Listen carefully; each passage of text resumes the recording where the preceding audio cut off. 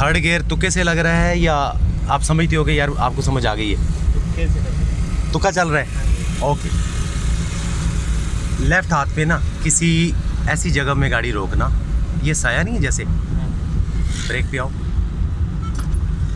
और ब्रेक पे आओ और ब्रेक पे आओ, क्लच दबा लो, गाड़ी रोक लिया, ओके। नीचे देखें,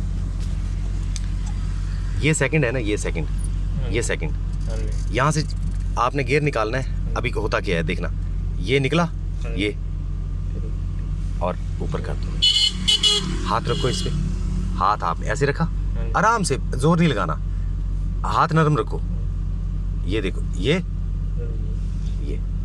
अच्छा, ये काम ये करना है कि यार सीधे रुख ऐसे, इसको इस रुख नहीं लेके जाना, ऐसे। जब सेकंड से निकालोगे ना मेरे, ये सेकंड से निकाल के हाथ नरम रख लेना, ये चलो मूव करो। मुझे लग रहा था कि यार थोड़ा सा ना पजल हो रहे हो, चलो शाबाश, मूव करो।